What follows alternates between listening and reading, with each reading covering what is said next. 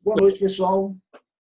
Vamos dar início aí à nossa disciplina de desenho mecânico, curso de Engenharia de Mecânica, Engenharia de Produção e Controle de Automação, turma de segunda e quarta à noite, hoje, 27 de abril, uma segunda-feira.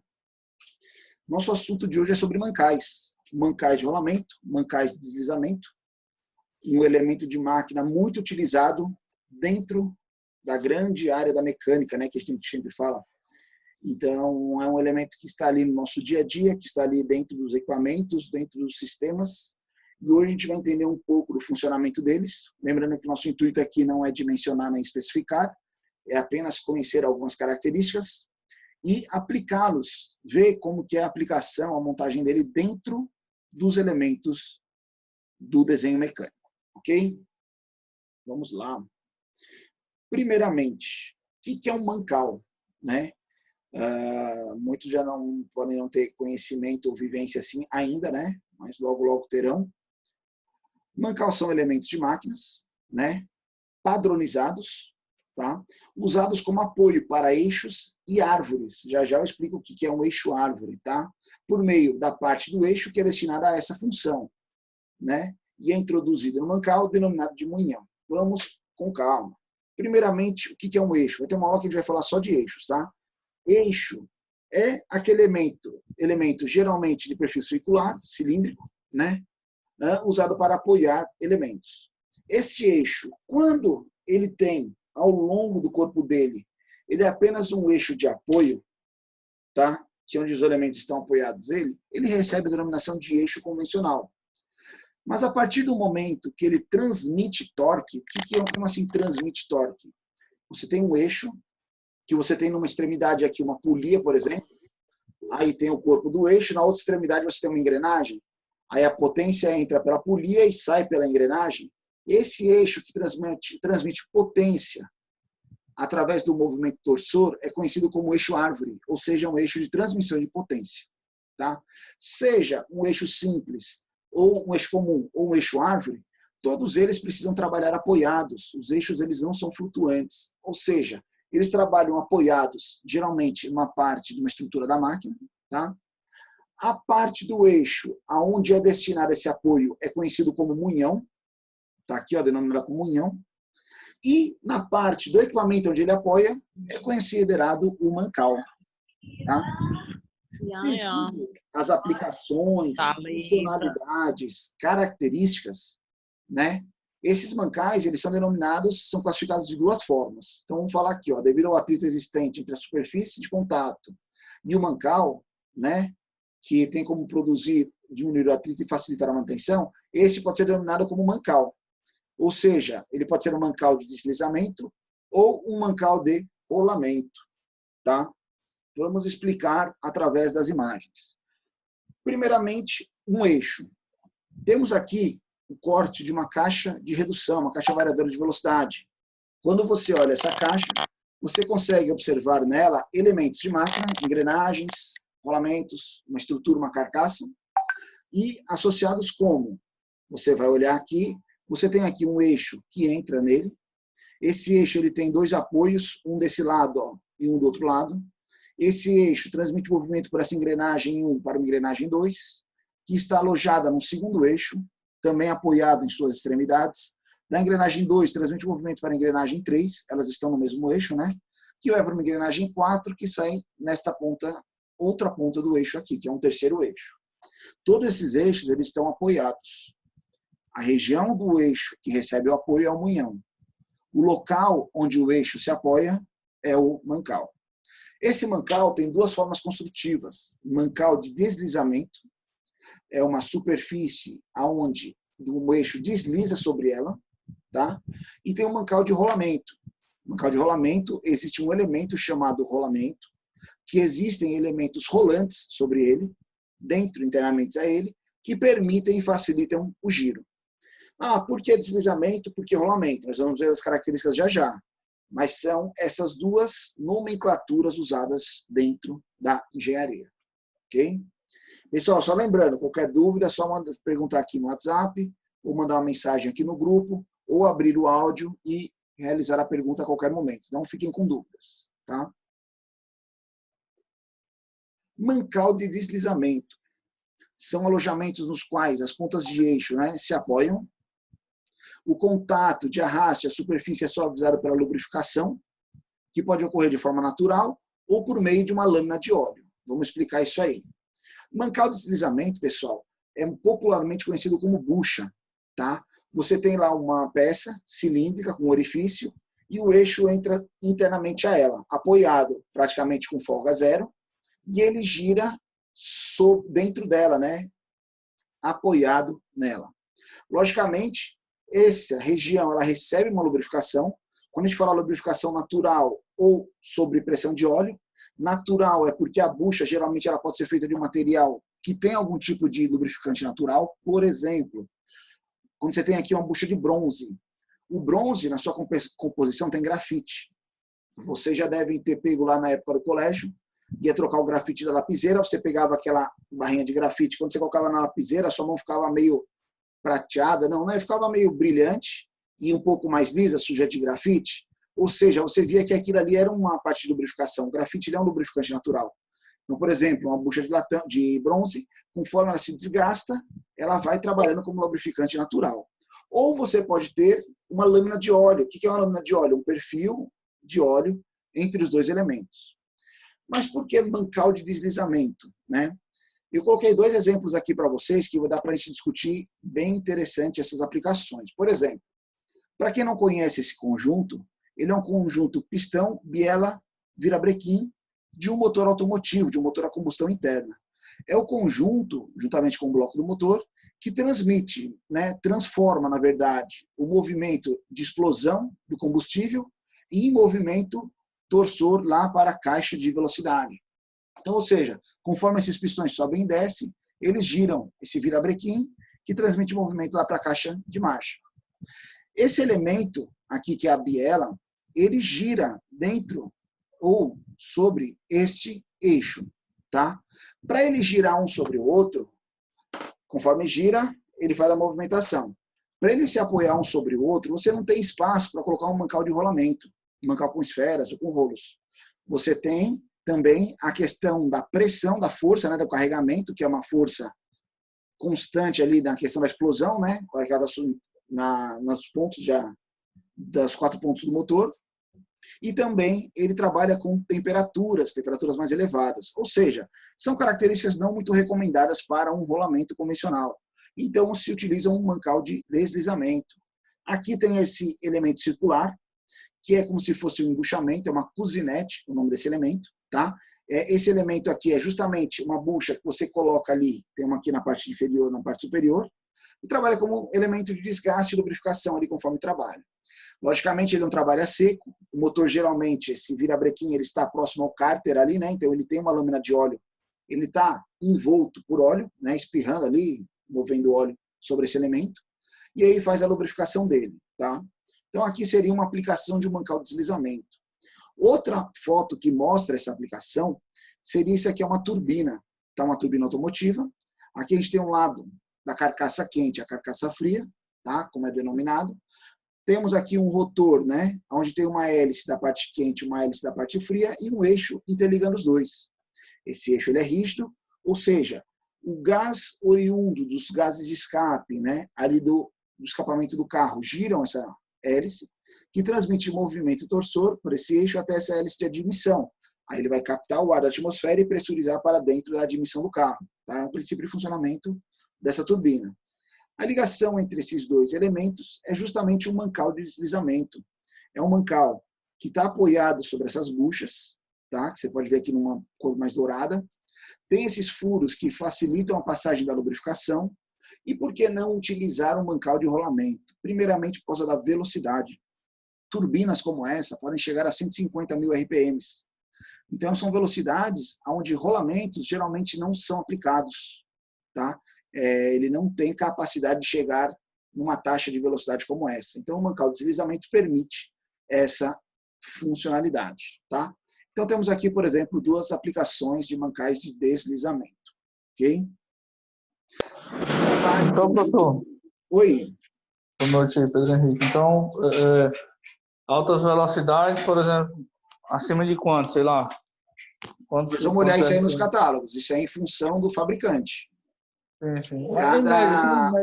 Depende lá da velocidade de trabalho, do carregamento que ele vai estar suportando, né, da carga em cima do eixo, do temperatura, são vários fatores que influenciam a escolha de um do outro, entendeu?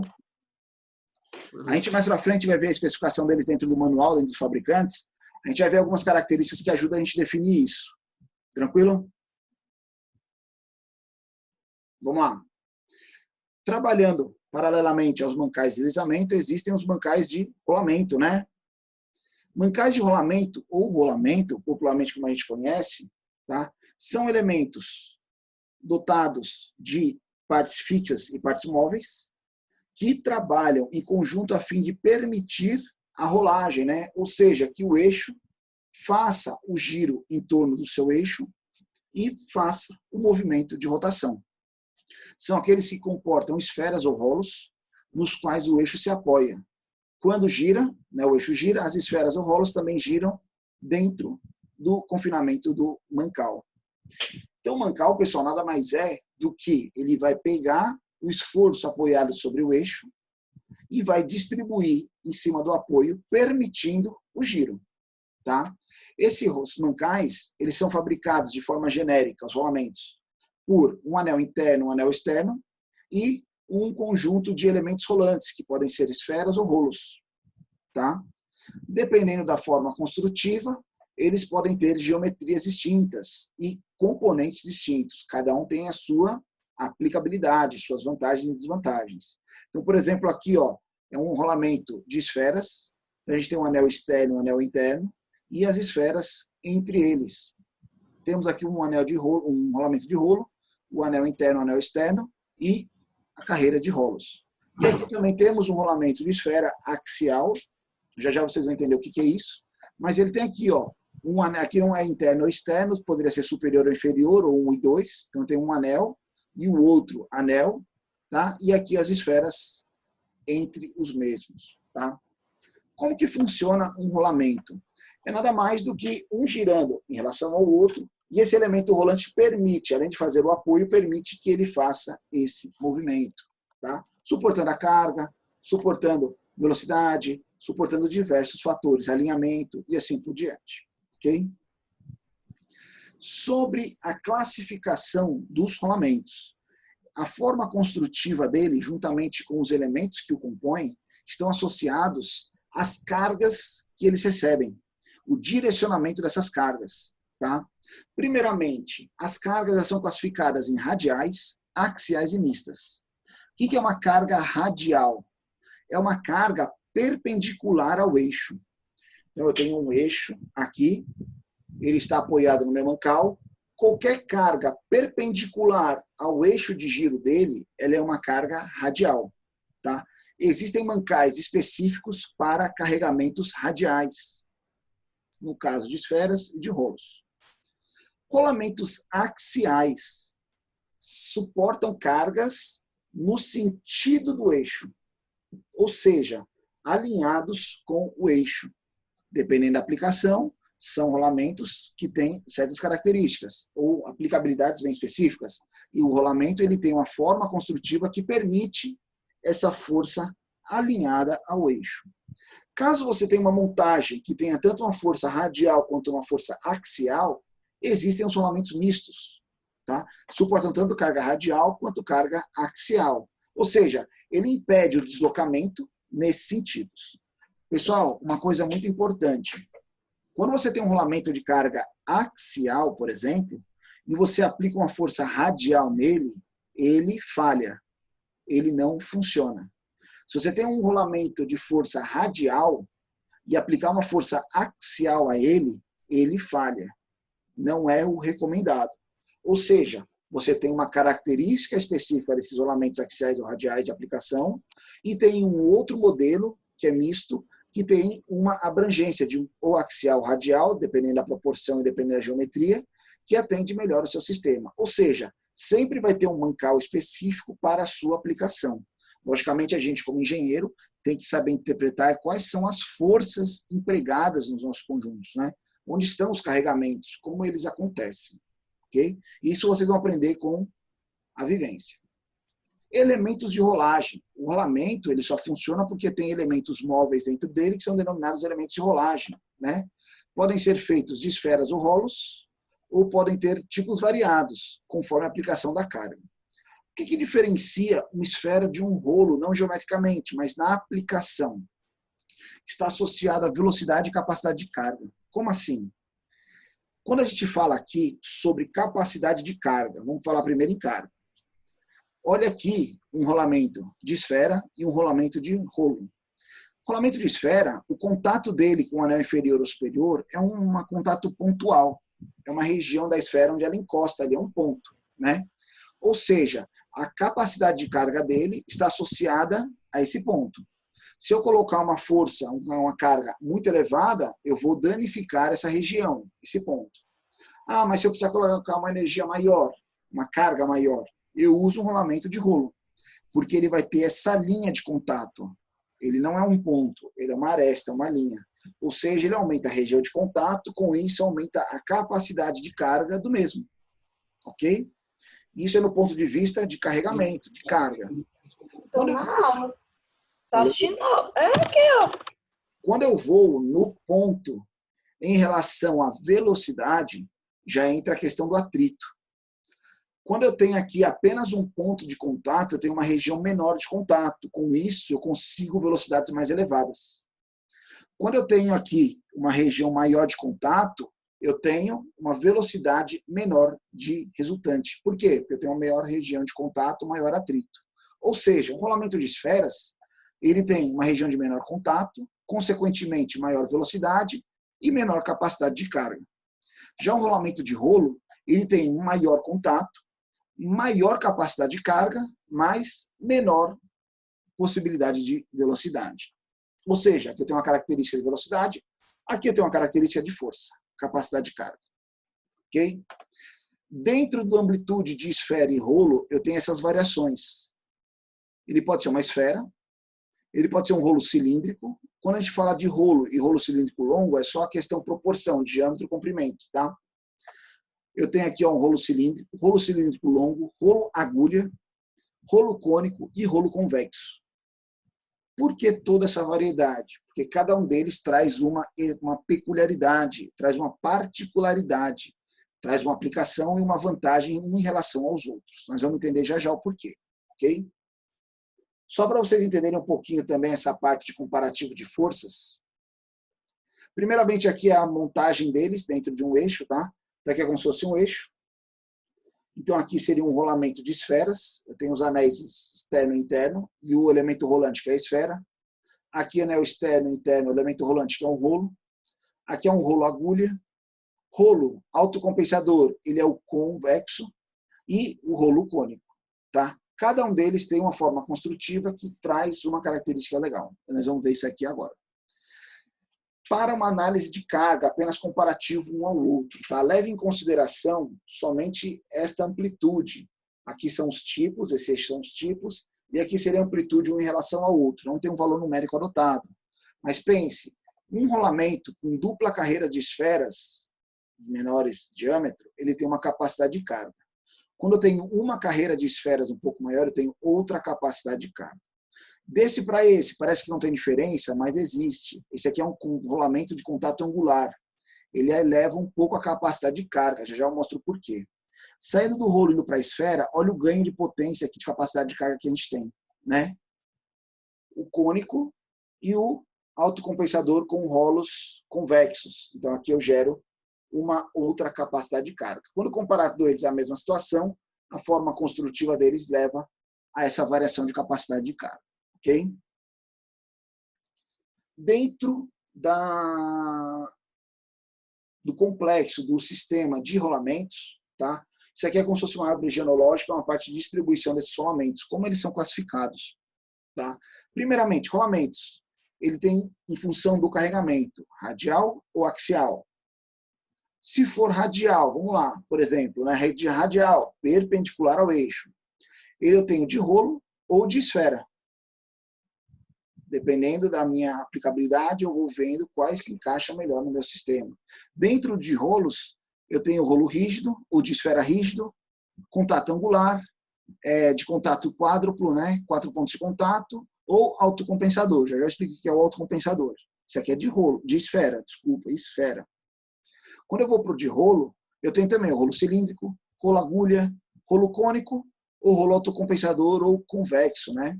Então, ou seja, são formas construtivas que trazem características.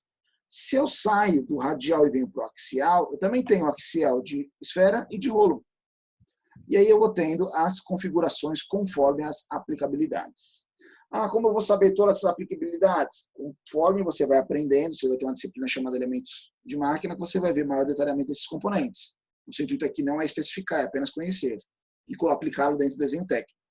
E aí você vai ver, cada um deles traz uma vantagem, uma aplicabilidade que vai trazer maior vantagem à sua proposta. Vamos começar a falar dos rolamentos, tá? Rolamento fixo de uma carreira de esferas. Não é uma esfera, é um conjunto único, uma linha de esferas, tá? É o mais comum dos rolamentos. Suporta cargas radiais, né? Perpendicular aqui ao eixo, ó, e pequenas cargas axiais. Pessoal, não é uma carga considerável aqui, tá? É apenas pequenas variações. É apropriado para rotações mais elevadas, é um dos rolamentos mais rápidos que tem. Sua capacidade de ajustar angular é limitada. O que é capacidade de ajuste angular? O eixo, quando está apoiado, ele pode mover, se mexer. Mas ele está apoiado dos dois lados. Como um eixo desse vai se mexer? Se eu apoiar uma capacidade de carga elevada na ponta desse eixo, ele tende a flambar. Quando ele flamba, é como se ele fizesse uma barriga aqui, né, ó, dentro do eixo, onde ele está apoiado. Ou seja, ele vai fazer uma angulação em relação ao rolamento. Logicamente, é uma amplitude muito baixa esse ângulo, mas acaba gerando. Se o seu rolamento não está preparado para isso, que seria o caso dos contatos angulares, você vai ter um dano sobre o seu rolamento. Ok? Então, aqui é um rolamento. Aqui nós temos uma vista em corte do mesmo. Então, a gente tem aqui, ó, a especificação do eixo, uma presilha aqui. Aqui é como se fosse o anel interno do rolamento, anel externo do rolamento e uma carcaça do sistema. Temos a esfera, ou seja, são todos elementos distintos que permitem o giro. Conforme as esferas giram, o que tem contato de um com o outro era pela superfície das esferas. E ele permite o movimento circular aí do eixo. Tá? Então, esse aqui é um rolamento fixo de uma única carreira de esferas. Eu posso ter esse rolamento também, que é um rolamento de uma carreira de esferas, só que contato angular. O que é contato angular? Pessoal, se vocês observarem aqui o desenho técnico, vocês vão ver que esse lado aqui onde ele está apoiado é diferente do outro. Então, aqui ó, você tem um contato menor, aqui no lado oposto também você tem um contato menor, aqui vocês têm um contato maior e aqui você tem um contato maior. Qual que é a consequência disso? Além de suportar a carga radial, né, que é o peso sobre ele suporta uma pequena força axial em um sentido específico, tá? No sentido onde a resultante vai cair sobre a região de maior quantidade de material. Ou seja, ele suporta essa carga axial. Também não é recomendado que ele seja 100% axial. Tem as taxas, tem as capacidades de cargas dentro do fabricante. Então, quando você olha aqui, ele tem o sentido de suportar tanto a carga radial quanto a carga axial. Caso eu inverta essa carga axial, ele se desmonta, ele não suporta, eu não tenho apoio suficiente desse lado. E aí ele falha. Aqui na vista em corte, o que nós temos aqui? Ó, dois rolamentos de contato angular de esferas montados opostamente. Ó, você está vendo a região maior está de um lado desse e do mesmo lado do outro. Eles estão um oposto do outro. Por que isso? Para que minha resultante final suporte carga axial nos dois sentidos. Quando for no sentido, sobrecai sobre um. Quando for no sentido oposto, sobrecai sobre o outro elemento. Eles estão opostos. Logicamente, se eu montar os dois no mesmo sentido, eu só vou somar a capacidade de força num sentido. No outro, eu vou deixar nulo, porque não tem nenhum elemento responsável por aquela carga. Ok? Aqui nós temos outro rolamento, já a gente vai ver, que é um de esferas, de rolos, tá? Deixei ele no cantinho aqui. Estamos falando desses dois elementos. Então, nessa vista em corte, você pode ver aqui, ó, ou a carcaça, ou uma parte componente da máquina, os mancais, as esferas, o travamento aqui das buchas, tá? Ou seja, você vê que é a montagem em corte representando todos os elementos do mancal. Ok? Rolamento autocompensador de esferas. O que é um rolamento autocompensador? Lembra que a gente falou que ele permitia apenas carregamento radial, tá? E o eixo poderia receber pequenas variações angulares. Quando você tem essa variação angular dentro de um eixo, quem recebe e absorve essa energia sem problemas é um de contato angular, ou autocompensador. Tá? Como que ele funciona? É um rolamento de 2 carreiras de esferas com a pista esférica no anel externo. Então, se você olhar aqui, ó, ele tem uma pista esférica. Aqui eu tenho uma pista com o diâmetro e alojamento da esfera, mas aqui eu tenho a região esférica, né? Com isso, o que acontece? Ele ajusta conforme eu tenho uma flexão do meu eixo. Ele compensa aqui nessa carreira, nessa trilha, né? Aqui nessa pista esférica, tá? Então, meu eixo aqui, se ele sofrer um carregamento que tendencia ele a flambar, ele vai autocompensar esse apoio. Então, ou seja, ele suporta tanto uma carga radial, pequena força axial e um desalinhamento. Logicamente, quanto mais vantagens esse rolamento tem, mais caro ele é. Não que seja um absurdo, mas ele agrega valor, agrega capacidades ao rolamento. Okay? Então, aqui para a nossa imagem em corte, temos nosso eixo. Isso aqui é como se fosse uma engrenagem associada a ele, tá? Uma chaveta. Está aqui o mancal, ó, em corte, uma porca que faz o travamento dele no eixo. E aqui os demais componentes da nossa montagem. Saindo das esferas, entrando nos rolamentos de rolos. Tá? Rolo cilíndrico. É apropriado para cargas radiais elevadas. Ainda a carga é radial, ou seja, perpendicular ao eixo. Tá? Seus componentes são separáveis, que facilita a montagem e desmontagem. Geralmente, ele facilmente é encaixado no outro, tá? Ele tem um sentido de funcionamento, mas você consegue fazer a montagem e desmontagem facilmente dele para manutenção ou montagem no sistema. Então, aqui a gente tem como se fosse o nosso anel externo, anel interno, e a pista dele é plana de contato, né? Ou seja, é a região da superfície do rolo, que é o que faz o deslizamento, a movimentação entre as partes fixas e móveis da peça. Permite, né? Então, se a gente olhar aqui na nossa montagem, ó, a gente tem aqui desse lado, ó, nosso eixo, rolamento e a carcaça e aqui uma flange, né? Um tampão desse elemento. Quando acontece isso, ou seja, eu tenho uma grande capacidade de carga perpendicular ao eixo nessa característica, porque é uma característica deste rolamento. Não é de velocidade, e sim de carregamento, ou seja, elevadas cargas radiais. Quando eu saio de rolo convencional, eu entro no rolamento autocompensador de rolos, ou seja, é o rolo convexo. O rolo convexo, ele é empregado, né, quando você tem aqui, ó, a possibilidade do desalinhamento, ou seja, uma pequena flambagem, flexão, oscilação de alinhamento do eixo, tá? Porque é a mesma característica do autocompensador de esferas. Ele tem aqui a pista, né, inclinada, que a gente chama, né, abaulada, e ele tem a superfície também circular, abaulada, ou seja, um barril. Ele se adequa aqui. Qualquer descompensação, ele faz o acertamento, ele permite, né, essa flambagem, essa movimentação dentro dele, sem que traga esforço ao rolamento. Tá? Pessoal, se eu pegar um rolamento de esfera, sem autocompensação, e fazer essa força de flambagem, não vai influenciar em nada? Vai. O que vai acontecer? Ele vai começar a ter atrito nas regiões onde não é para ele ter. Na superfície, próxima à superfície, ou seja, ele vai trabalhar com uma força a mais do que o planejado dele. E como que isso prejudica um rolamento? Ele vai trazer inicialmente apenas calor, tá? Ele vai dissipar essa energia lá que está gerando em calor. Esse calor pode elevar o desgaste do rolamento. O que é um desgaste do rolamento? Perda de geometria, falhas construtivas, a gente vai mostrar algumas delas. E aí, com o tempo, esse rolamento gera folga. E aí você está usando seu equipamento começa a ter o quê? Vibração, barulho, ruído, né? Aumento da temperatura, vazamento de óleo. Ou seja, é porque ele recebeu uma força não recomendada, trabalhou sobre aquela força e se desgastou. Isso é um mancal ou um rolamento já impróprio para a utilização. Ok? Rolamento autocompensador de 2 carreiras de rolos.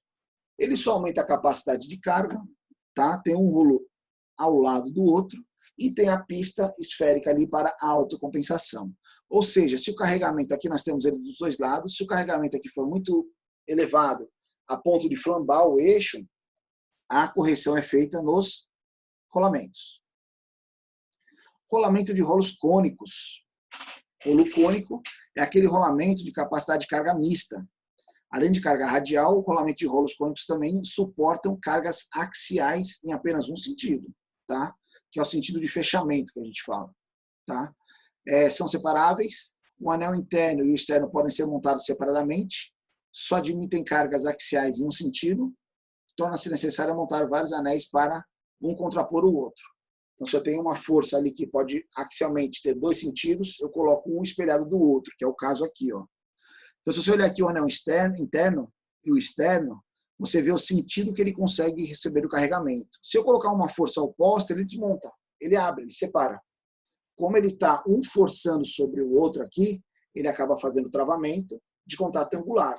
Ou seja, a resultante aqui da força é tanto radial quanto axial. Tá? Se eu tenho o esforço necessário dos 2 lados, tem aqui a montagem, tem um oposto do outro. Então, se a força vem num sentido, um é responsável. Se ela vem no outro sentido, o outro é responsável pela força axial. E a força radial, os 2 distribuem juntamente ali conforme a aplicação. Ok? Rolamento axial de esferas. Axial, a gente mudou o sentido de aplicação da força. A força ela está alinhada com o eixo agora, ela é axial ao eixo. Antigamente ela era radial, perpendicular ao eixo, agora ela é alinhada com o eixo. Onde eu tenho um exemplo de aplicação de uma força axial. Pense em uma furadeira. Você tem lá o mandril onde você põe a broca, ela está girando. Quando você aperta ela contra a parede ou contra a superfície lá que vai fazer o furo, aquele eixo tendencia a entrar para dentro, só que ele tem que girar. Para corrigir isso, você tem ali um rolamento axial. Então ele permite o giro e recebe a força no sentido do eixo. Tá? Logicamente, eles podem trabalhar em conjunto, dependendo da aplicação, da capacidade de carga, mas geralmente são 2, porque um recebe a força no sentido, outro recebe a força no sentido oposto. Ok? E aí você tem a montagem. Logicamente, essa montagem aqui ainda tem carreira de rolos, aqui, ó, tá? São montagens de rolamentos paralelos. Por quê? O axial aqui, ele não recebe força radial. Consequentemente, nessa montagem, quem suporta a carga radial? É esse rolamento de rolo aqui, ó. Esse. E quem suporta a carga radial? Axial. É justamente esses rolamentos axiais. Então, dependendo do sentido da força no momento, é um ou outro que está atuando ali em prol de permitir o movimento de forma alinhada. Tá? Rolamento axial autocompensador de rolos. É a mesma característica lá do rolo convexo, né? A pista, ela tem uma serve de angulação e ele permite essa flexibilidade aí de ajustagem, caso seu eixo sofra alguma variação de angulação, uma flambagem, um carregamento, conforme for a aplicação. Possui grande capacidade de carga axial devido à disponibilização dos rolos, também pode comportar consideráveis cargas radiais. Logicamente tem um sentido. A pista esférica do anel se encaixa, confere com o rolamento a propriedade de alinhamento angular, compensando possíveis desalinhamentos ou flexão do eixo. Ele permite a autocompensação por causa da carreira esférica, superfície da carreira. Rolamento agulha ou de rolo longo, tá? Por que esse tipo de rolamento? Não sei se vocês perceberam aqui nesses primeiros slides que a gente mostrou, você consegue ver o eixo, você consegue ver a altura que esses rolamentos geram sobre o eixo, a quantidade de material, né? Ou seja, Eu tenho que ter ali uma região maior para encaixar meu rolamento e depois meu eixo dentro. Ela toma espaço. Dependendo da sua forma construtiva ou aplicação, você tem esse espaço reduzido. Com isso, você usa um rolamento de agulha. Rolamento de agulha, só voltar lá, ele é o que tem a menor região, né, altura ali ó, em relação à montagem. Porque o elemento rolante ele é estreito, os anéis também são estreitos. Então, quando você olha aqui, ó, nessa montagem aqui, por exemplo, ó, isso aqui é uma contraponta de um torno, tá? Eu tenho aqui ó, o apoio desse eixo interno num rolamento de agulha. Eu tenho uma força maior aqui na extremidade, eu tenho aqui um rolamento autocompensador de dupla carreira de esferas, e aqui eu tenho um rolamento axial, caso eu tenha uma força no sentido do eixo de apoio ali, né, que é uma contraponta, é uma peça que exerce uma força na ponta dela. Ou seja, eu tenho aqui uma região de apoio, onde eu não posso ter muita saliência, não posso ter muita espessura muito elevada, eu trabalho um rolamento de agulha, que eu ganho em espaço. Logicamente, o rolamento de agulha limita algumas capacidades de carga e velocidade. Cuidado, cada um deles tem a sua especificação. Cuidados com o rolamento. Isso aqui é uma coisa muito interessante. Para não sei se todos de vocês já trabalharam ou trabalham, alguns de vocês devem trabalhar dentro da indústria, no setor de manutenção. Se não trabalharam, muitos de vocês vão trabalhar. A manutenção é um segmento muito forte no nosso estado. Muitos dos nossos engenheiros, mais da metade deles, trabalham no setor de manutenção de empresas. Tá? E quando você for trabalhar lá no setor de manutenção, você vai ver que existe um planejamento, um controle, né? Uma manutenção preventiva, preditiva, na verdade, em cima dos bancais e dos rolamentos. Por que isso? O rolamento ele é um elemento de máquina que você consegue diagnosticar tudo sobre ele. Se ele está trabalhando ok, se ele não está, qual é o problema, quando ele vai romper, como isso está se propagando. Isso tudo em função de calor e ruído, vibração. Tá? Um rolamento lá que recebeu uma carga não correta, ele é um radial, recebeu uma carga axial e danificou ali a região de rolagem, né, das esferas. Ele vai ter uma folga. Essa folga vai gerar o que no rolamento? Vibração. Essa vibração ela vai aumentar com o tempo, porque a folga vai aumentar. Então você consegue escutar a mudança do som do seu equipamento. O seu equipamento consegue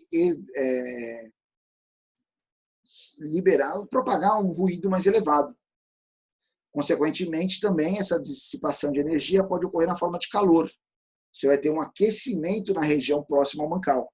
Vai aquecer seu óleo, vai aquecer seu eixo, vai aquecer seu componente de vedação. Muitas vezes o elemento de vedação não suporta calor e o eixo começa a vazar óleo ali. Pode ser uma folga, pode ser um aquecimento, então tem várias características. Tá? Então o rolamento é um elemento muito visto dentro da manutenção industrial. Porque quando para, geralmente, é manutenção ou falha de funcionalidade, relacionado a apoio, que ele é justamente o elemento de ligação entre as peças estáticas e as peças dinâmicas, as peças que não giram e as peças que se movem. Ou seja, ele é o elemento que está ali fazendo essa compensação. O lado é parado, tudo se movimentando, o desgaste acaba sendo em cima dele. Tá? Na troca de rolamentos, deve-se tomar cuidado e verificando sempre a sua procedência, seu correto código. O que é o código correto? A especificação correta. O rolamento ele é especificado em função do eixo que ele trabalha. Tá? Antes da instalação, é previsto verificar cuidadosamente os catálogos do fabricante. Os fabricantes vão dar todas as dimensões geométricas em questão de tolerâncias dimensionais, tolerâncias de encosto ou afastamento, né? Dimensões para o correto montagem e posicionamento do rolamento. Na montagem, entre outros, devem ser tomados tais cuidados. Verificar as dimensões do eixo e cubo estão corretas. Pessoal, eu tenho um eixo, um furo no meu rolamento para um eixo de 25. Se eu fizinar um eixo com diâmetro de 25, 25 num furo e 25 num eixo, um não entra no outro. Tá? Eu tenho que ter uma folga. Logicamente, essa pode ter uma interferência ou não. A interferência tem que ser calculada. Se eu usar uma interferência muito superior, quando eu fizer a montagem, esse anel interno ele vai dilatar, ele vai aumentar de geometria. Quando ele aumenta de geometria, essa força, essa região, ela é consumida em outra. Ou seja, ela se propaga em cima das esferas ou dos rolos. Consequentemente, eles vão trabalhar sobre maior pressão. Nem a pressão do carregamento, é a pressão lá de montagem. Vocês já devem ter, alguns de vocês já devem ter vivenciado, quando em infância, adolescência, por exemplo, você tem lá a roda da sua bicicleta, você soltava o parafuso dela. Se você apertava muito a porca do eixo, a roda ficava travada. ela não girava, ela ficava dura. Por quê? Você estava colocando uma pressão em cima dos rolamentos. Quando você afrouxava um pouquinho esse parafuso, a roda girava melhor. Você tirava o carregamento em cima dos rolamentos. Ou seja, esse aperto, esse carregamento influencia diretamente no rolamento, que é o elemento de ligação da peça móvel com a peça estática. Tá? Então, ou seja, se colocar uma medida errada, você vai trazer um carregamento acima da capacidade do seu rolamento. Usar lubrificação ou lubrificante recomendado pelo fabricante. Por quê? Dependendo do tipo de lubrificação, você entupir o seu rolamento de graxa não é recomendado, você não vai permitir que passe calor sobre ele, ou o calor se dissipe sobre ele.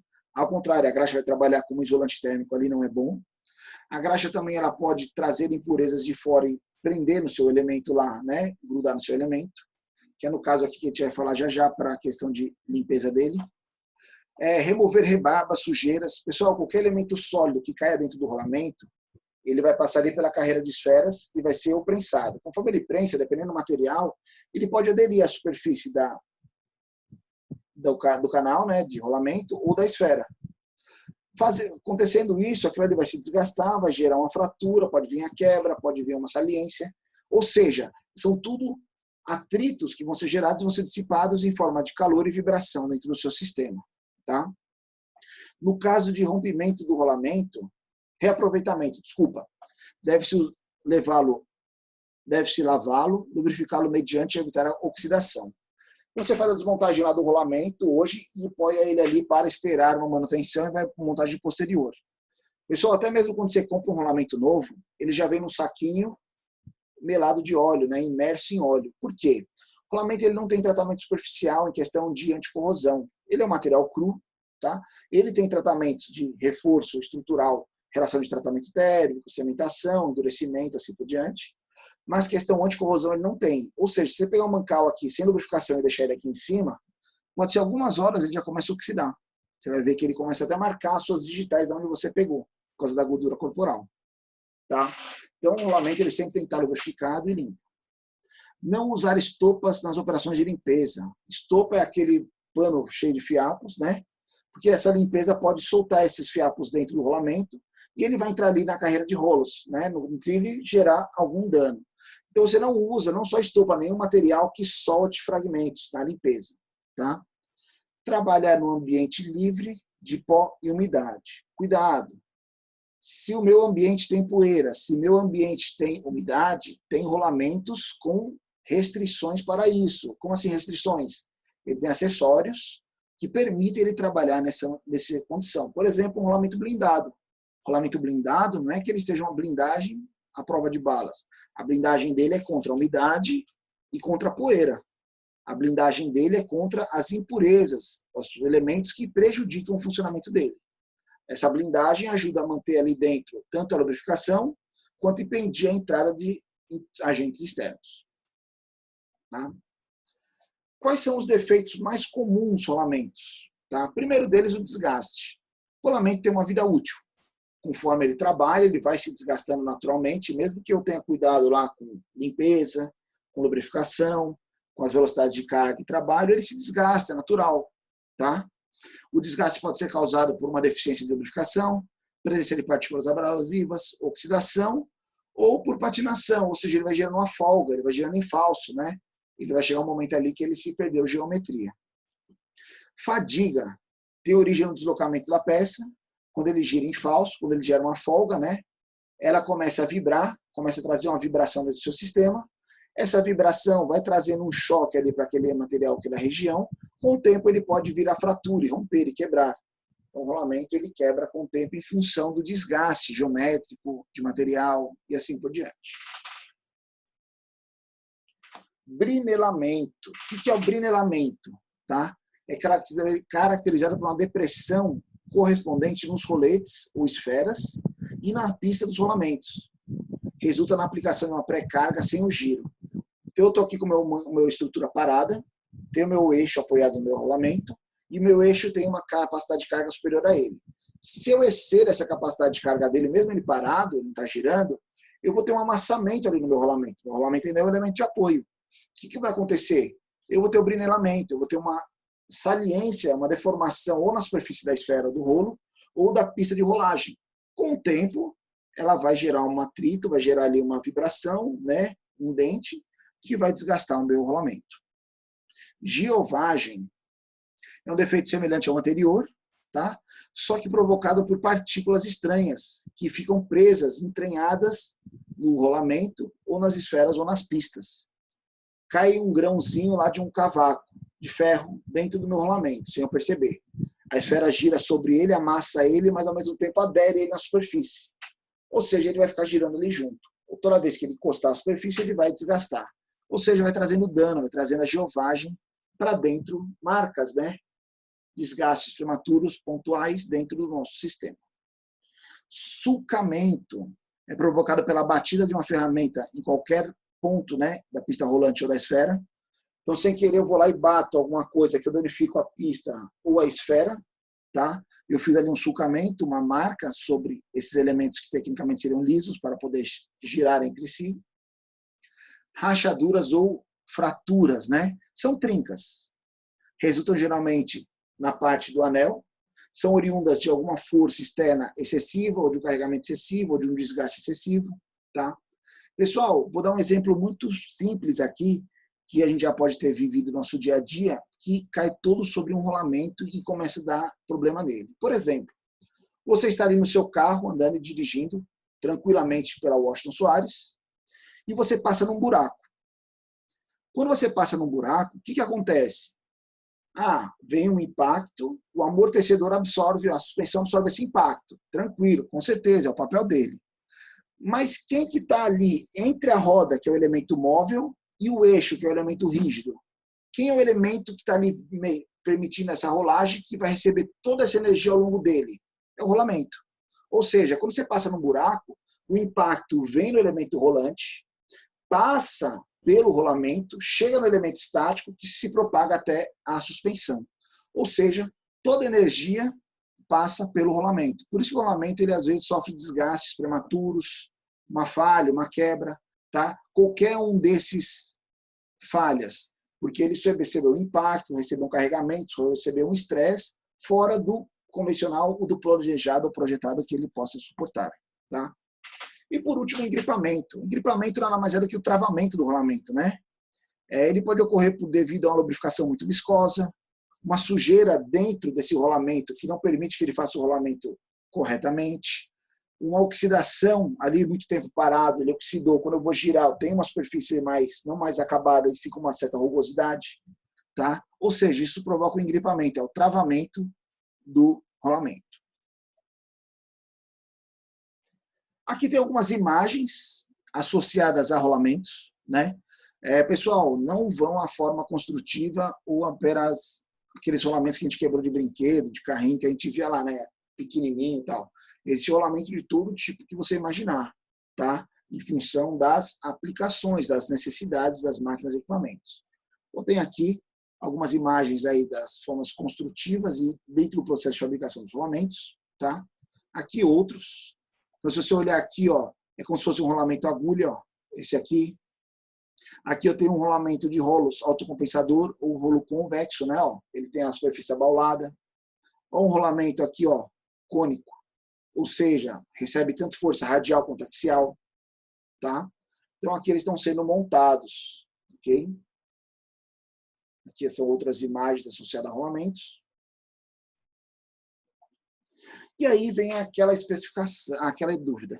Pô, mas eu tenho meu projeto, como trabalhar, como especificar, como conhecer um rolamento? Não é o nosso intuito, mas eu vou mostrar para vocês de uma forma simples e rápida. Na minha época de aluno, a gente tinha que ter esses manuais. É igual essa foto desse livrinho aqui, ó, que é um livrinho como esse.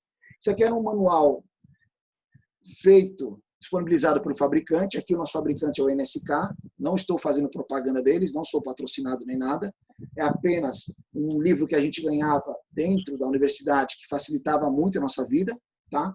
Ou seja, quando você abre ele aqui, você vai ter todos os tipos de rolamento, aquela árvore genealógica que a gente mostrou para vocês, né, tipo de geometrias, tipo de rolamentos, ele vem justamente desse livro, tá?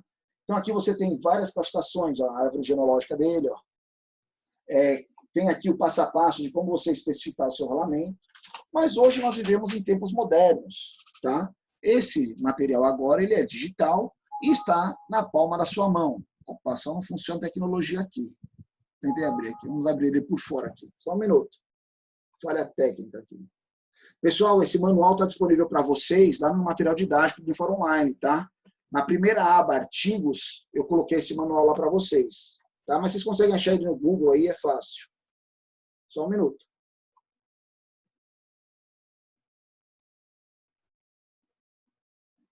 Chegando lá, pronto. Enquanto ele está abrindo aqui, existem outros fabricantes também, por exemplo, aqui, ó, a SKF. Esse da SKF já é um manual antigo também, que ele fala a questão de manutenção, manutenabilidade de rolamentos. Então, é bem interessante ele. Esse aqui eu não tenho digital, não, mas você acha outros hoje. Então, ele fala aí das características dos rolamentos também. Ó. É outro fabricante, logicamente a abordagem dele é um pouco diferente, tá? Mas é muito interessante. Então, as formas construtivas, aplicações, a questão de carregamento, alojamento. Aqui ele fala bem, esse aqui, no caso, ele fala muito bem a questão da manutenção aqui, ó. Ruído, temperatura, os controles, ó, vazamento, lubrificação. É um outro manual bem interessante, ó. Equipamento aí de vibração, tá? Você vai monitorando a vibração do seu rolamento. E aqui ele também fala da especificação dos rolamentos, nas tabelinhas, como classificar, como dimensionar e assim por diante. Isso a gente vai ver aqui nesse arquivo que abriu agora. Então, esse arquivo que abriu aqui não é nada diferente desse livro, tá? Desse aqui da NSK. Então, a primeira página você vê todas as formas construtivas, você vai vendo aí rolamentos, logicamente ele vai falar a história da empresa, que é o melhor do mundo, características, as funcionalidades, aquela árvore genealógica, ó, ele está assim dividido, porque é duas abas, tá, o livro. Então, essa primeira página aqui, ó, ele trata... Deixa eu só fechar isso aqui. Tem como. Não. Não. Acho que eu tenho como mover ele. Tenho não. Tranquilo, tirei. Aqui eu tenho os lados de rolamentos radiais e do outro os rolamentos axiais. Então, as formas construtivas, características, tudo deles denominado. Ele vai falar aqui a especificação de cada um, porquê, né, da forma construtiva, vantagens, desvantagens, aplicações, funcionalidades. Aqui é um gráfico muito interessante, que ele fala aqui em relação à aplicação. Ó, muito bom, bom, regular. Nunca vai falar que é ruim, né? Então, por exemplo, ó, rolamento de uma carreira de esferas. Alta velocidade, ele é muito bom. Mas para desalinhamentos permissíveis, ele é bom, não é recomendado. Quando você vem aqui, ó, carreira de esferas de contato angular, autocompensador de esferas, alta velocidade, ele é regular, ele não é recomendado. Ou seja, você tem aqui um gráficozinho que você vê lá qual é a melhor aplicabilidade dos seus rolamentos, tanto radiais, esferas e rolos, quanto axiais. Tá? Vai. Os autocompensamentos, ele explica aqui como funciona a autocompensação, ó, né? A flambagem do eixo. Tranquilo. Qual que é o intuito nosso desse livro? Eu quero montar um rolamento, comprar um rolamento, especificar um rolamento para minha aplicação, como a gente perguntaram aqui no início, né? Ah, porque eu não posso... Qual é o limite de velocidade de um rolamento? Está associado a cada um deles. Então, vamos lá. Vou abrir aqui o primeiro rolamento de esfera. Nós vamos fazer um comparativo de esfera e rolo sobre o mesmo dimensionamento, tá? Só abrir aqui um instante. Vai chegar lá.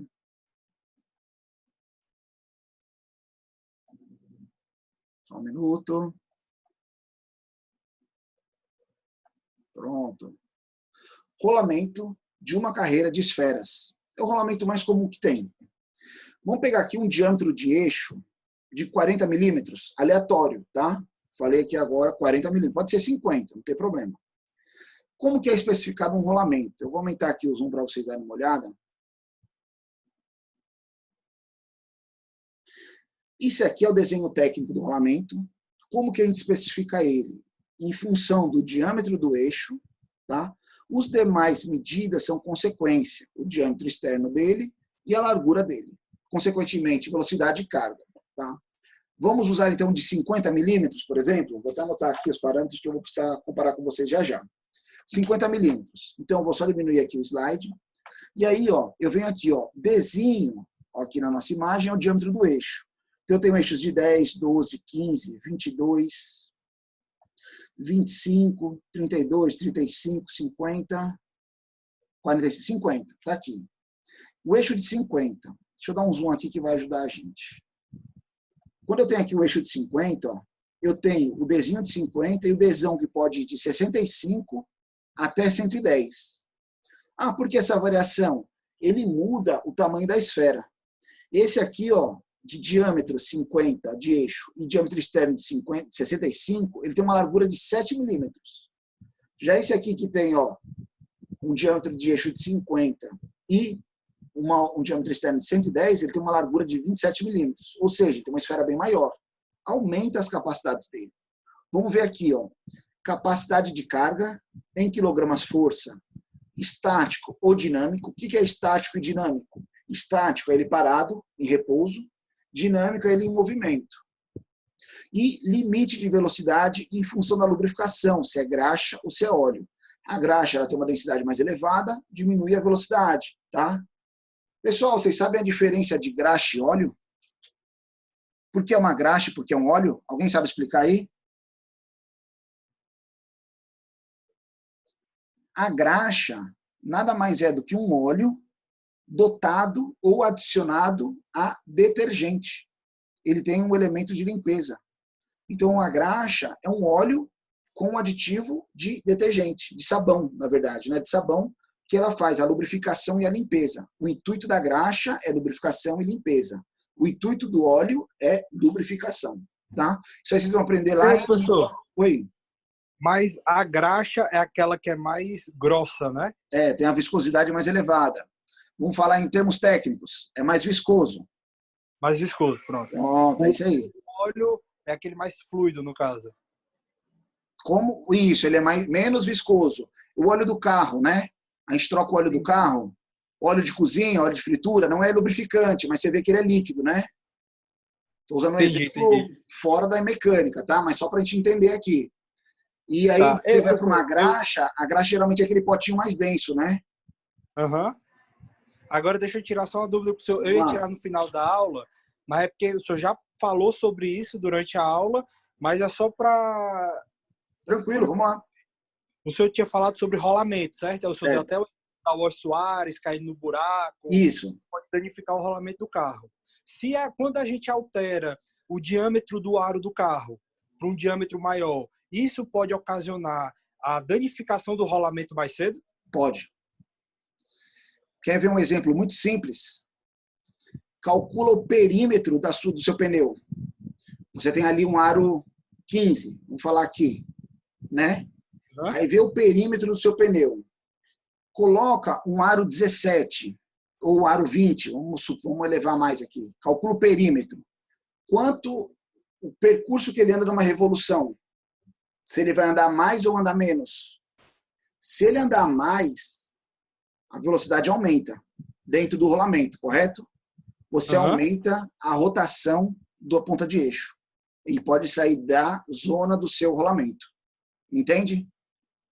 Entendi. Então é por isso que às vezes quando a gente altera o diâmetro do aro, acaba como se fosse descalibrando o velocímetro do carro também. Também, a gente acha que está com 50 e está com mais. Exatamente. Porque ali o velocímetro está associado ao quê? Uma revolução da roda. Se você aumenta o diâmetro, você aumenta o perímetro, né? Que é o comprimento da circunferência. Ou seja, uma revolução ele anda mais. Então você está mais rápido. Se você calcular no mesmo tempo, você andou mais, né? Entendeu? Entendi. Essa é a jogada. No caso, só não iria acabar descalibrando o velocímetro do carro se eu aumentasse o diâmetro da roda, do aro, porém diminuísse o perfil do pneu para tecnicamente parecer com a dimensão original. Exatamente. Entendeu? Exatamente. Você teria aí uma variação, né? Você teria uma compensação, né? Porque o que importa ali, na verdade, é o perímetro, né? É o comprimento da circunferência.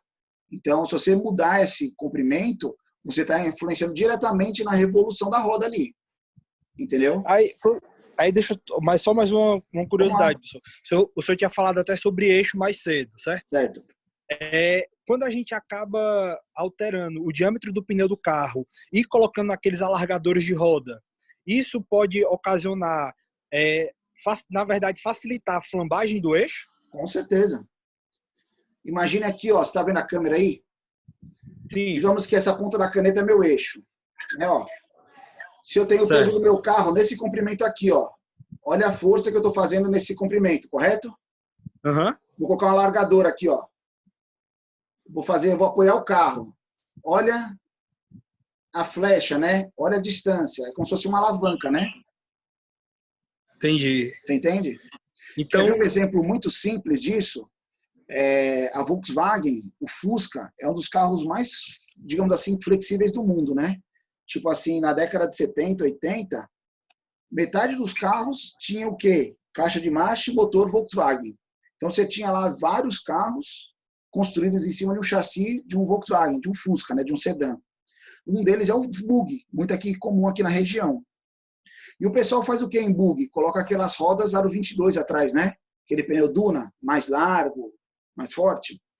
Para tração, ele aguenta.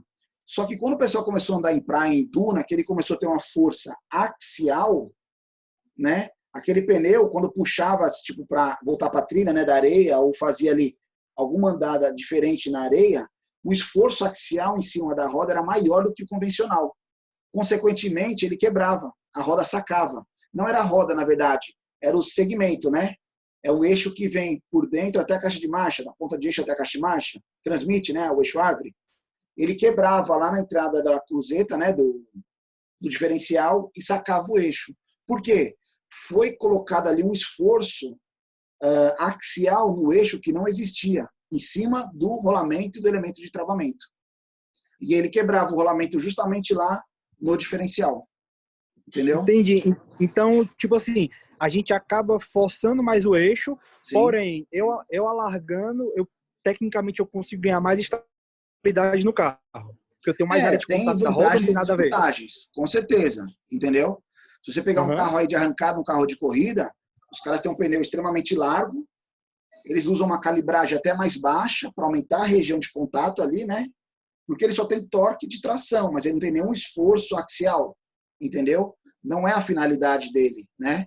Então, você vai adaptando o projeto para as funcionalidades, entendeu? Entendi. É porque isso a gente vê, na verdade, a gente sofre muito com a alteração da roda do carro, quando a gente segmento off-road, a gente coloca os pneus passando, no caso do troller, a gente bota, só que quando a gente vai passar pela PRF, a gente leva multa pelo fato de passar o pneu da carroceria, entendeu? Exatamente. Mas que tecnicamente a gente faz melhorar, por um lado, o termo de estabilidade do carro. E também a área de contato, quando vai fazer algum trilha, sim, subduna, alguma coisa, sim, que melhora. Porém, do outro lado, pode ocasionar a quebra do eixo, né? Pode, com certeza. Você vai colocar um esforço além do normal ali. Eu sou meio controverso em questão desse alargamento dos carros, tá? Ele traz uma certa vantagem numa característica, mas se você tem o mesmo pneu e você alargou o seu carro, ele não vai trazer tanta vantagem para você na terra ou na lama, como se você fizesse o encurtamento da distância entre eixos. Por quê? Qual que é a diferença de um bug para um carro maior na areia, tipo assim, um 4x4, vamos colocar uma Hilux. Se eu colocar uma Hilux 4x2 na areia e um bug que ele é 4x2 na areia, porque o bug ele tem um melhor desempenho? Por causa do distanciamento entre eixos. Quanto mais curto o eixo, a distância entre os eixos, não estou falando alargamento dos pneus, estou falando de distância entre eixos, né, comprimento do carro. Melhor estabilidade, melhor dirigibilidade, funcionalidade. Ou seja, isso são vantagens. Eu sou meio contra essa questão do alargamento, mas a gente discute depois, que sai muito da aula aí, entendeu? O pessoal faz mais por estética, ou geralmente você alarga ele para você colocar um pneu de perfil maior. Você não teria espaço para colocar ele para dentro do carro, né? Você tem que alargar. Mas não é geralmente o que o pessoal faz. Mas a gente discute isso depois, pode ser? Tranquilo? Beleza. Beleza, tranquilo? Valeu, professor. Pessoal, só dando continuidade aí no raciocínio aqui dos nossos rolamentos, lembra que a gente pegou um rolamento de esfera, carreira simples, diâmetro de 50 milímetros? Então nós temos aqui, ó, nosso diâmetro do rolamento, né, o diâmetro do eixo de 50, tá aqui. Vamos pegar esse aqui de 110, tá? Ó, se eu olhar aqui a capacidade de carga dele, ele dinâmico, ele suporta 3.900 quilos. Dinâmico ele girando. Tá? E estático, parado, 6.300 quilos. Em compensação, a capacidade de giro dele, vamos falar ele aqui ó, a óleo, tá? Vamos comparar os dois a óleo. Ele pode girar até 7.500 RPM. Essa marcação aqui, ó, que a gente está olhando, tá? Ó. Então, vamos lá, ó. Diâmetro 50, externo 110. Ele tem 3.900, né, de capacidade de carga estática. Eu estou só colocando aqui para a gente comparar. 3.900 ou 6.300, né, estático, dinâmico, e 7.500 RPM. Se a gente pegar nessa mesma configuração aqui, ó, só que um rolamento de rolos, o que será que vai acontecer? Vamos lá. Só um minuto. Vamos lá para o rolamento de rolos agora. Aí aqui tem o rolamento de contato angular. Vai entrar aqui os rolamentos autocompensadores. Aqui é micro rolamento, ó, rolamento de eixo de 1 milímetro de diâmetro. Ó, tá? Tem vários modelos aí para vocês verem depois. Aqui é a parte de blindagem, vedação, autocompensador, dupla carreira de esferas. Então vai aparecendo aí. Nós vamos chegar já no rolo aqui. Pronto, deixa eu ver. Não, autocompensador. Pronto. Rolamento de rolos cilíndricos. Então nós vamos procurar lá um eixo de 50. Tá aqui, ó, os tipos das nomenclaturas.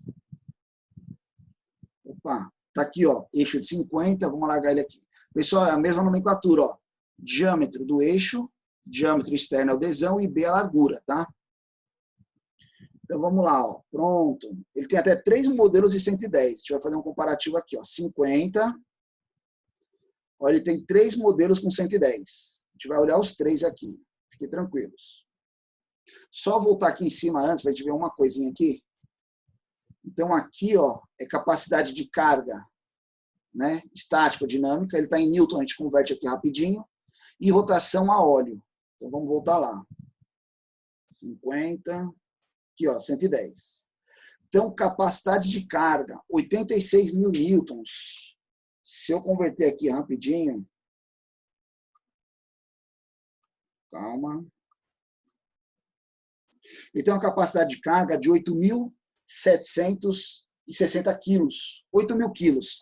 O nosso lá suportava 3.900, né? Então, ou seja, ele foi para 8.900. Esse aqui. Ó. 110, altura 27, igual aquele. E velocidade, ó, 6.700 RPM. Ele era 7.500, ele caiu para 6.700. Então você veja que a característica dele aqui é força, capacidade de carga, né? Não é velocidade. Se fosse velocidade, você iria para o de esferas. Como aqui é força, você vem para o de rolos, tá? Então você vê aí que um diâmetro de 50, ó, tem até esse outro aqui, ó, que ele aumenta consideravelmente a capacidade de carga. Olha a largura dele, 40, né? Ele aumenta o comprimento do rolo ali. 187.000 newtons. Só um minuto. Dá aproximadamente aí de 19.000 quilos. 19 toneladas aí aproximadamente. Tá? Então, ou seja, a capacidade de carga dele, dinâmica. Eleva muito a capacidade de carga em função da forma construtiva, ok? Então, é dentro desse manual que a gente faz a especificação lá do nosso elemento.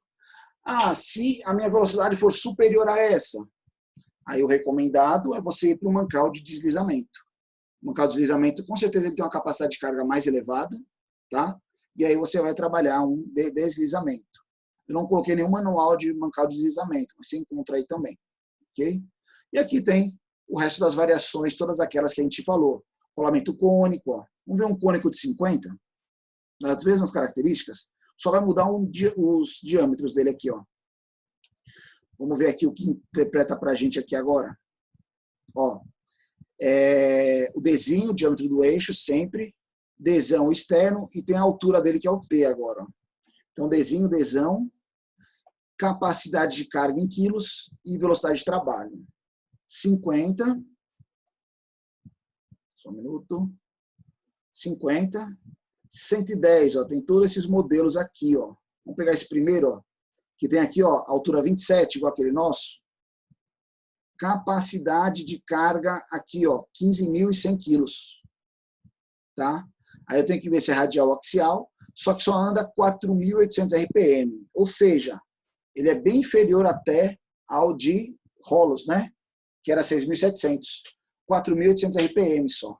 Então veja que ele tem uma limitância de capacidade de velocidade, mas a carga dele ela é mais elevada. Por quê? Porque é uma característica dele, né? Receber esforços. Eu tenho que ver só o sentido de carga aqui, se é uma resultante isso aqui, tá, pessoal? Teria que olhar no manual dele aqui antes, que ele faz a especificação de carga aqui, como que é a nomenclatura do esforço dele, tá? Só apagar aqui.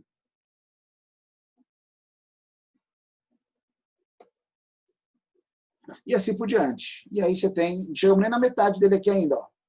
Você tem aí mais uma infinidade aí de rolamento agulha, axial, nem entrou na parte axial, parte de mancal, ó, tá? Que é nada mais alojamento de fixação do rolamento, tá?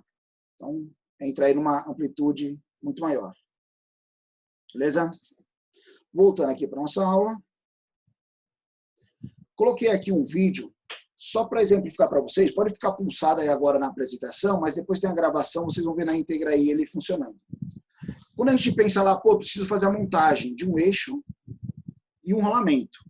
Então ele pode ser uma montagem externa, tem que colocar o rolamento dentro de um alojamento, ou colocar um eixo, um rolamento sobre um eixo, né? E aí, se eu tenho medidas, variações, como eu faço essa montagem? Eu coloco lá, vou lá e dou pancada nele? Algumas vezes sim, algumas não, tá? Por exemplo, aqui é a montagem de um mancal de deslizamento. Ele está pegando a bucha do mancal e mergulhando em nitrogênio líquido. Ou seja, ele está resfriando o elemento para que ele contraia. Ó, tá vendo até que ele está soltando a temperatura ali. Quando ele contrai, ele diminui de geometria, ele encaixa no elemento. Quando ele esquentar ou voltar para a temperatura ambiente, ele dilata e faz a fixação. Isso aqui é uma montagem por resfriamento, né? Você trabalha ali o nitrogênio líquido a fim de encurtar o seu elemento, diminuir ele geometricamente. Geralmente é para montagem interna. Eu tenho que colocar o rolamento internamente ao alojamento. Tá? Ali ele tirando, ó, a peça do banho de nitrogênio líquido. Ó. Logicamente ele tem uma luva, né? Ele tem todo um aparato aí de proteção, ó. Mas ele traz ali ele refrigerado e encaixa ele dentro do orifício. Quando ele vier a temperatura ambiente, ele dilata e faz o travamento. Tá? Você vê que são senhores bem experientes já. Aqui é uma outra montagem mais brasileira, né? Os caras jogando aqui nitrogênio líquido dentro de um isopor. Os rolamentos estão aqui dentro, tá? Pessoal, não é de qualquer forma, tem uma classificação. Você, desse caso aqui, os rolamentos estão limpos, não tem lubrificação, tá? Senão você ia congelar ali seu óleo, sua graxa. Ele faz isso, monta, depois ele lubrifica, tá? E aí ele vai deixar um tempo aqui, eu não tenho como passar esse vídeo para frente, mas depois vocês assistem aí dentro da montagem, dentro da apresentação. Então ele vai esperar resfriar e vai fazer a montagem dele lá no equipamento. Muitas vezes, pessoal, essa montagem é feita em campo. Por que está fazendo um isopor aqui? Porque a máquina, ela tem um porte, um tamanho, não tem como levar a máquina lá no laboratório, lá na sala de manutenção. Então, ela tem que ocorrer a montagem no posto de trabalho. Você está resfriando aqui no isopor para montar ele no equipamento que está ali próximo dele, né? Perto da região da onde ele vai ser inserido. Ele faz o controle de temperatura, ele faz algumas leituras de temperatura, logicamente, para ver se a peça chegou na temperatura para ela contrair, tem um tempo, né, de contração, tá? E aí ele vai lá e faz a montagem posterior. Aí, se eu não me engano, ele vai fazer a medida, a medição aí.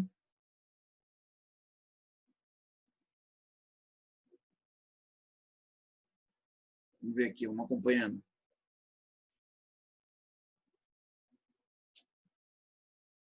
Vocês veem na hora de entregar esse vídeo, editar, ele está demorando um pouco. Isso aqui é um vídeo de um fabricante que fala de rolamento. Escutem, ó. Correta causa grande parte das falhas em rolamento. rolamentos. Geralmente, os rolamentos pequenos são montados em eixos cilíndricos usando-se métodos mecânicos. Porém, com rolamentos maiores, não é mais possível usar esses métodos. Por isso, usa-se calor para expandir o anel interno do rolamento antes de colocá-lo no eixo. Enquanto o rolamento resfria, há um ajuste interferente maior. Nunca deve ser usada chama direta para não danificar o rolamento. Os banhos de óleo já foram muito populares, mas podem ser demorados, sujos e apresentar muitos riscos de manuseio. Com os aquecedores por indução SKF, é possível obter um aquecimento seguro, eficiente e eficaz com facilidade. Escolha a barra indicada para o rolamento a ser aquecido e simplesmente coloque-o na barra. Melhor ainda se houver espaço ao redor da bobina. Depois coloque o rolamento aqui para obter ainda mais eficiência. Os aquecedores SKF têm pés de apoio embutidos para tornar essa opção ainda mais fácil. Coloque o rolamento no aquecedor e insira a sonda de temperatura no anel interno do rolamento. Aperte o botão de início no controle remoto e o rolamento será aquecido. A temperatura pré-definida é de 110 graus Celsius, mas você pode optar pela temperatura que desejar. Quando o rolamento atinge a temperatura necessária, há um sinal sonoro de aviso. O aquecedor para e o rolamento é desmagnetizado automaticamente. Usando as luvas resistentes ao calor SKF, remova o rolamento do aquecedor e coloque-o no eixo. Enquanto o rolamento resfria, há um ajuste interferente maior. Aplique a lubrificação e o rolamento estará pronto para funcionar. Deu para entender a lógica? Entendeu como ele fez essa montagem? Ou seja, ele aquece, tem a dilatação do anel interno, faz a montagem e quando ele resfria, ele contrai. Ou seja, é controlado, né? Não é uma força, não é nada que vá trazer algum dano. Fez o trabalho de temperatura, posteriormente ele faz a lubrificação. Ok? Pessoal, não tem como eu passar agora para vocês isso, mas tem aqui também um vídeo, esse da Discovery, é muito interessante. Depois vocês acham isso aí no YouTube fácil. É um programa da Discovery, é um programinha aí de quase 1 hora, que ele fala toda a fabricação, funcionalidade e aplicação dos rolamentos. Desde a fabricação do rolamento lá da esfera, dos anéis, tudo, até a montagem, a venda, a aplicação, funcionamento. É muito interessante esse vídeo, ele é meio longo, não dá para passar aqui agora, mas eu deixei aí para vocês pesquisarem depois no YouTube, vocês acham sobre ele. Tranquilos? Pessoal, nossa apresentação era até esse ponto. Alguma dúvida, comentários, sugestões?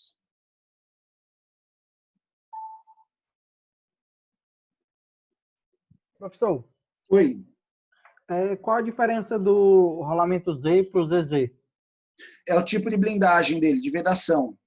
Muitas vezes, eu não sei te falar exatamente agora, mas, por exemplo, o Z, ele pode ser uma proteção contra poeira e não contra umidade, líquido, tá? Aí o ZZ, ele pode suportar umidade e poeira. É o tipo de vedação dele, o tipo de blindagem que ele tem. Entendi. Beleza? Isso pode variar de fabricante para fabricante, tá? Mas é padronizado. Mas geralmente é o grau de blindagem dele contra as impurezas, né? Contra os agentes externos. Mais alguma dúvida, pessoal?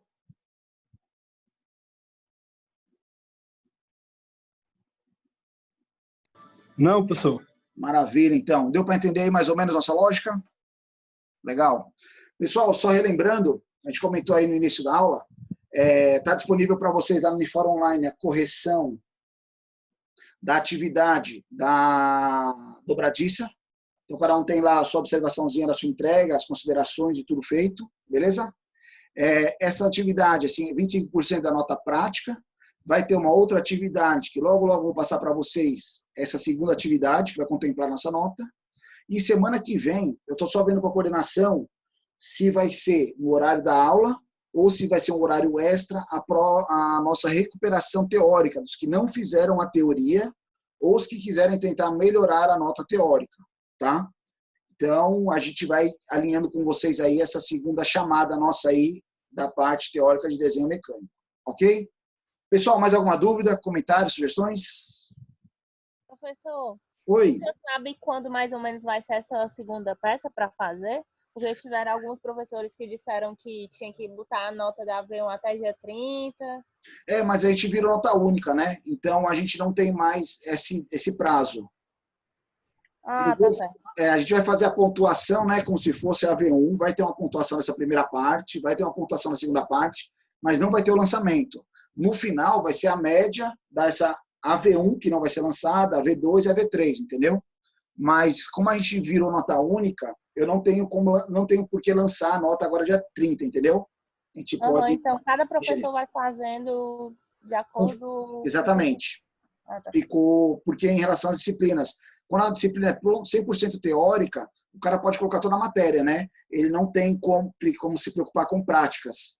Então é mais fácil. A gente que tem uma carga 50% prática, ficou mais fácil a gente jogar para nota única, porque dependendo de quando a gente voltar, a gente vai ter um intensivo lá nas práticas em relação a atividades, outras ações, entendeu? Então aí fica mais fácil de flexibilizar a nota. Ok?